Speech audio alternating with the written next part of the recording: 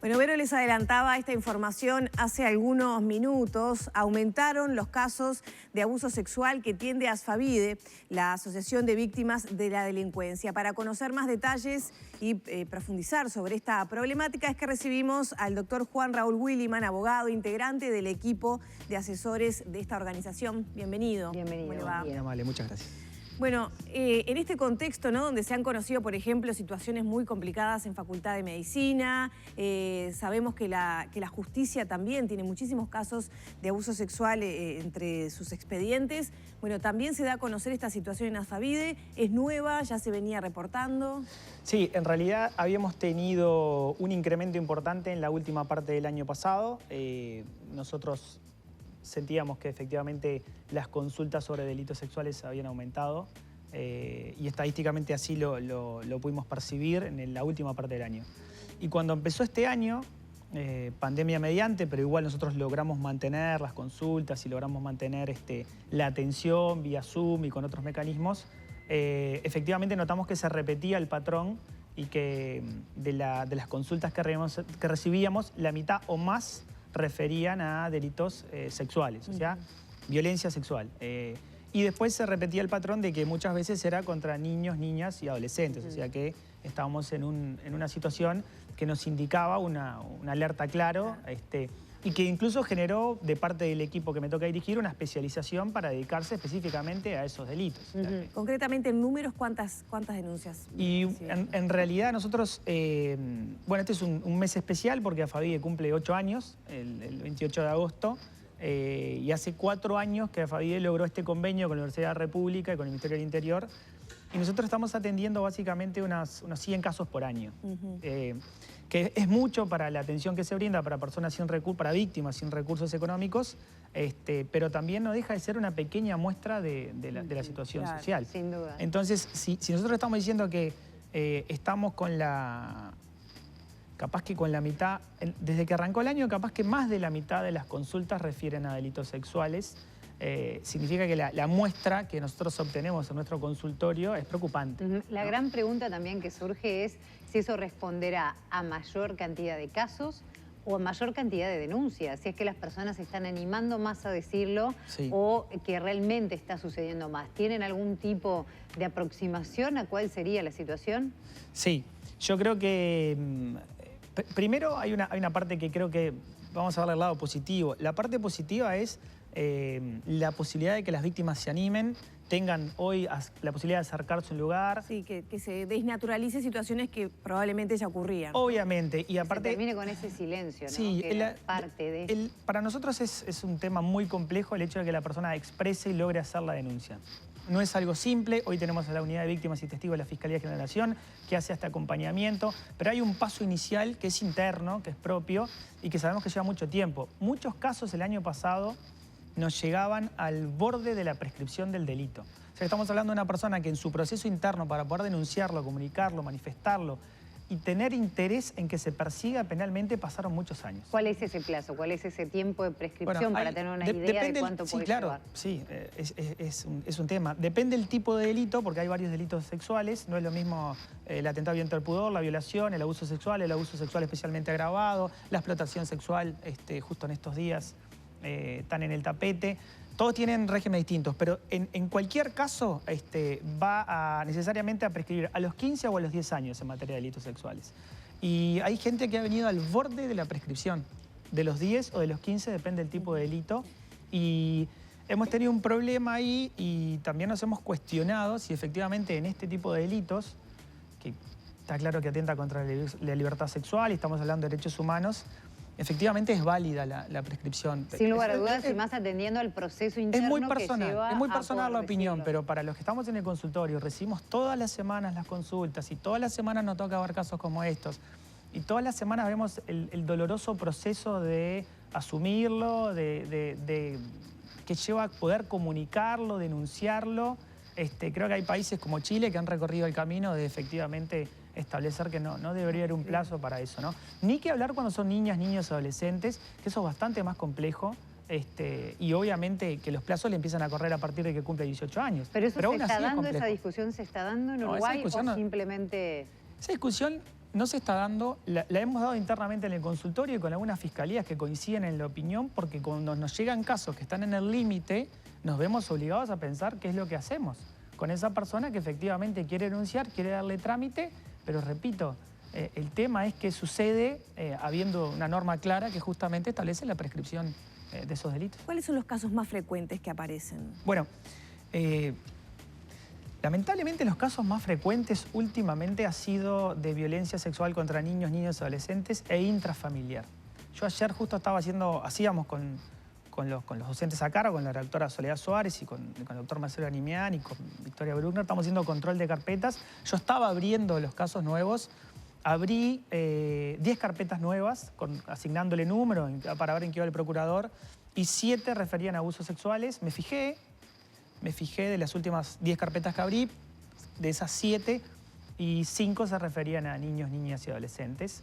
Y lo otro que me llamó la atención y nos llama a todos la atención, es que generalmente es intrafamiliar. Por supuesto que hay de los otros casos, pero básicamente intrafamiliar. Con todo lo que eso conlleva, la dificultad. Si estamos hablando de la dificultad para poder denunciarlo, bueno, mucho más la dificultad para poder denunciarlo en una situación intrafamiliar. Ahí está. Y en esos casos que usted decía que algunos se denuncian ya al borde de la prescripción. Eso es gente adulta. ¿Denuncia la gente adulta de lo que le pasó cuando era niño sí? o denuncian las familias cuando todavía no pasó tanto tiempo? Nos ha pasado que ha venido gente adulta a denunciar algo que le pasó hace 10 años. Con un hermano, con un tío, etc. ¿Cómo se reconstruye un caso así? Bueno, es todo un problema que tiene que ver específicamente con el valor que tiene una prueba fundamental, que es la declaración de la víctima. Por supuesto que, primero, estas situaciones se dan en la intimidad. O sea que no hay testigos de estos delitos. Eso es lo que estamos acostumbrados. Cuando pasa el tiempo, obviamente no hay pruebas materiales ni físicas del delito. Entonces empezamos con una situación compleja que tiene que ver con la prueba fundamental, que es la declaración de la víctima y las pericias psicológicas que se le pueden hacer a la víctima y al imputado, ¿no? Y el valor probatorio que eso tiene. Y cómo se valora la declaración de la víctima, ¿no? Cómo hay que hablar, que la propia ley de género establece claramente en un artículo cuál es el valor probatorio de esa declaración, sobre todo si está acompañada de los informes psicológicos y técnicos que se requieren para tener incluso mayor valor convictivo. Pero ese es un gran problema, el paso del tiempo es un gran problema y repito, por eso hay toda una estrategia y la ley lo previó de la declaración de la víctima de forma anticipada, de la declaración de la víctima con acompañante emocional, sin tener contacto con el imputado, ese es el otro gran tema. Adyacente, etc. Claro, porque a veces también el exponerse a pasar por todo ese proceso termina siendo otro de los motivos que desalientan la denuncia. Claro, es decir, eso se conoce como victimización secundaria que es lo que nosotros estamos trabajando junto con Fiscalía y con todos los operadores tratando de evitar que la persona, por el hecho de denunciar y tener que recorrer este camino, no se vea aún más perjudicada. Entonces, es inevitable la victimización secundaria. O sea, es inevitable que el pasaje por el sistema de administración de justicia no deje alguna secuela. Pero nosotros tenemos que trabajar en que deje las menos secuelas posibles, esté lo más acompañada posible y eventualmente si eso no se da, las denuncias no se van a poder dar. Ahí está. Entonces, ¿y ahí qué visión tienen ustedes de lo que ofrece el Estado? Bueno, mucho hemos hablado aquí, por ejemplo, de que la ley integral de violencia doméstica y de género no se puede cumplir a cabalidad por falta de recursos, dificultades del sistema por falta de recursos económicos, humanos, de profesionales. Sí, sí. Está clarísimo que eso se requiere porque, de hecho, tenemos problemas porque las medidas que se adoptan en el juzgado de familia especializada a veces coliden con lo que está pasando en penal y al no tener un juez único resolviendo todos los temas, lo complejiza. Eso está claro. De todas formas, en la pregunta inicial, yo tengo y por eso iba a ser un poco, en esta desgracia, iba a ser un poco positivo, porque esto es una desgracia. Yo decía el otro día en otro medio, o creo que con ustedes, no me acuerdo, que así se veía casi como una pandemia. Uno mira el trabajo que tiene la Fiscalía de Delitos Sexuales. Uno miraba los últimos números de consultoría y decía, esto es tremendo. Pero, de todas formas, también puede pasar que la visibilidad del tema, el hecho de que mucha gente denuncie, la publicidad que se le da, haya permitido que, repito, que otra gente diera ese paso.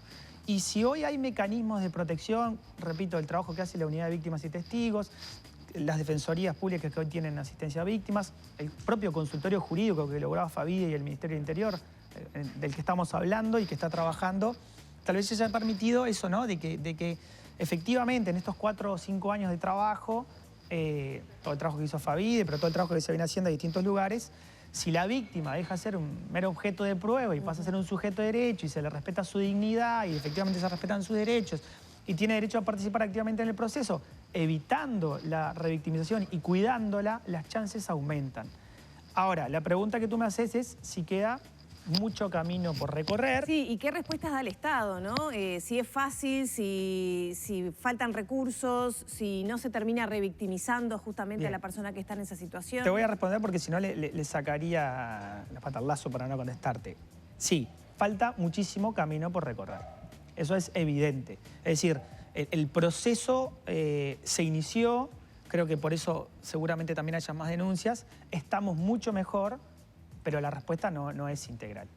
No está faltando una respuesta integral porque eso requiere que los operadores jurídicos hagan un cambio, pero un cambio profundo de la visión que tienen respecto de la víctima y especialmente de la víctima de delitos sexuales y muy especialmente de la víctima de delitos sexuales que son niños, niñas, adolescentes. Eso requiere un cambio importante y requiere dejar de lado prácticas históricas y requiere tener una visión mucho más global, dejar de mirar el código solamente, atender a todos los convenios internacionales que nos obligan. Pues estamos hablando de un derecho humano fundamental, que es el acceso a la justicia y la tutela de las víctimas, en este caso las más vulnerables, ¿no? Porque no solo son víctimas de delitos sexuales, son víctimas de delitos sexuales, pero además son niños, niñas, adolescentes o mujeres, etc. Entonces, esta vulnerabilidad especial hace que tengamos que prestar una atención especial. Si la pregunta es si la estamos prestando, más o menos. Intentando. Estamos intentando, creo que todos los operadores estamos intentando dar cumplimiento. Pero para tener una idea, sería por ejemplo, relajarse demasiado decir que lo estamos cumpliendo, porque no es verdad. Todos los días nos encontramos con inconvenientes y tenemos que ponerle cabeza para solucionarlos. ¿Cuántas familias, porque me refiero quizás padres que hablan de situaciones de sus hijos o personas que sufrieron de chicos o en este momento una situación así, sí, recurren a ustedes, buscan un asesoramiento, les pasó esa situación, pero después desisten de dar el paso estando dentro del periodo, o sea que el delito no prescribió, pero igual desisten de dar ese paso a la justicia? No, eso no nos ha pasado tanto. En general, cuando deciden hacer la denuncia y recorrer el camino, como que la decisión está tomada. Ya cuando vienen, sacan hora, nosotros normalmente presentamos a los estudiantes del consultorio, que hace el consultorio, y le pedimos a la persona que nos relate el hecho, y ya viene dispuesta a relatarlo. Normalmente yo tengo que parar y decirle que no tiene que contar lo que pasó, porque nosotros no queremos, porque cada vez que lo relata, lo revive y lo vuelve a sufrir. Entonces, simplemente le preguntamos por qué viene y cómo la podemos ayudar, evitando que haga el relato y reservando esas energías para ese relato para el momento oportuno, que será la declaración anticipada ante el juez y bueno, cuando tenga que ir a fiscalía. Pero vienen papás por sus hijos, por sus hijas, y a veces vienen personas mayores de edad por algo que les pasó siendo niños, niñas o adolescentes. Ahí le voy a preguntar también una opinión sobre...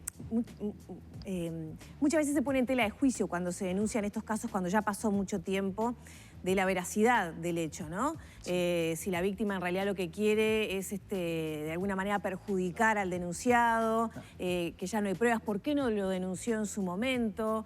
¿Qué ven ustedes cuando reciben estos casos? ¿Ocurren estas situaciones, digamos, de denuncias quizás falsas o con intención de dañar al denunciado, digamos? Bueno, en la experiencia de consultorio, que no es poca por los números que maneja, nosotros no estamos acostumbrados a ver este tipo de situaciones que se dice... Porque esta visión pone en tela de juicio muchas veces el testimonio de la víctima y la credibilidad de lo que usted decía como prueba, ¿no? Del testimonio de la víctima. No dudo que eventualmente en algún caso puede llegar a pasar. Ahora, realmente no es lo habitual.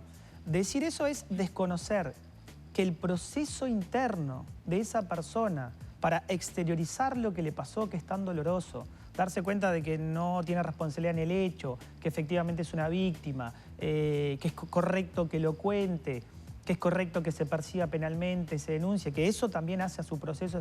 Eso lleva tiempo. Y el tiempo no es matemático. Yo no puedo saber el tiempo que le llevó a esa persona víctima de un delito sexual exteriorizarlo y denunciarlo y a otra persona, porque sería mentira. Todas las personas tienen tiempos distintos. Si es una situación intrafamiliar, tienen 1000 trabas para hacerlo. Destruye a la familia, tal vez la persona denunciada sea la persona que mantiene ese hogar, implica implica poco menos que soportar sobre su espalda la carga de todo lo que va a pasar a partir de que denuncie.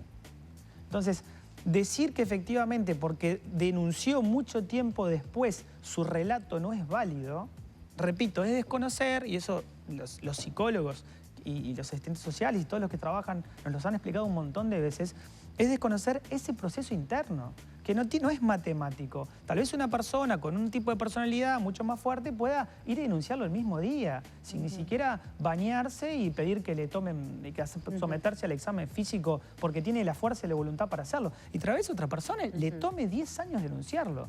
¿Y por qué va a haber una diferencia en la protección que le vamos a dar a la persona porque le llevó 10 años denunciarlo o porque lo denunció al otro día?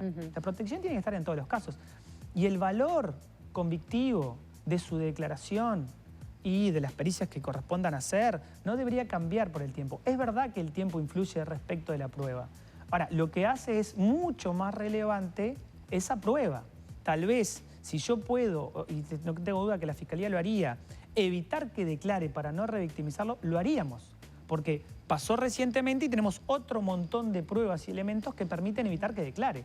Lo que va a pasar si denuncia con tanto tiempo es que su declaración se va a volver relevante para aclarar el hecho.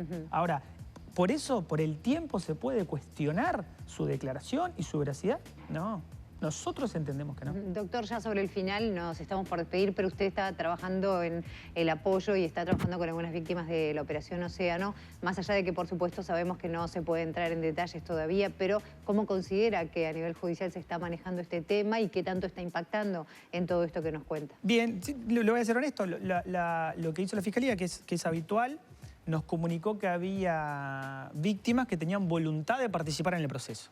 Bueno, nosotros inmediatamente frente a esa solicitud, nuestro imperativo ético, lo que hace el consultorio es salir a prestar asistencia. Entonces los estudiantes fueron hasta Fiscalía para interiorizarse de aquellas personas que quieren asistencia letrada y quieren, que es su derecho, ¿no?, participar activamente en el proceso y a interiorizarse del caso para poder cumplir con nuestro deber, que es representar a las víctimas que quieren ser representadas en ese proceso. Entonces nosotros estamos, el proceso ya lleva un tiempo, lo que pasó la semana anterior, que es la información que usted debe tener, creo que la fiscal lo dijo los representantes de las víctimas van a estar, lo que pasó es que nos comunicaron que hay víctimas que quieren tener asistencia letrada. Y nosotros, por supuesto, que vamos a cumplir con nuestro rol, porque ese es su derecho, y coayudaremos en este caso con la Fiscalía en todo lo que sea necesario para la protección de esas víctimas. Doctor, tenemos que despedirlo. Queda una cita pendiente para conversar sobre todo sobre las denuncias, ¿no? Ahora que se conoció, por ejemplo, esta situación en Facultad de Medicina, ¿no? Y las dificultades que hay para denunciar, dónde voy, cómo voy a ser recibida.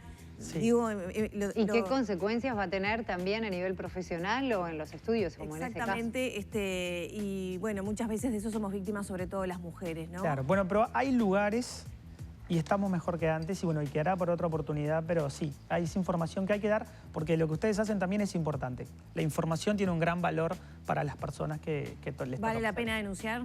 Claro, si el sistema funciona y si los sistemas de protección funcionan y si evitamos la revictimización, esta revictimización o victimización secundaria, y si eso es un proceso sanador para la persona, sí que vale la pena. Bien, muchísimas gracias. Por favor. Cerramos por aquí entonces la entrevista con el doctor Williman de Asfavide.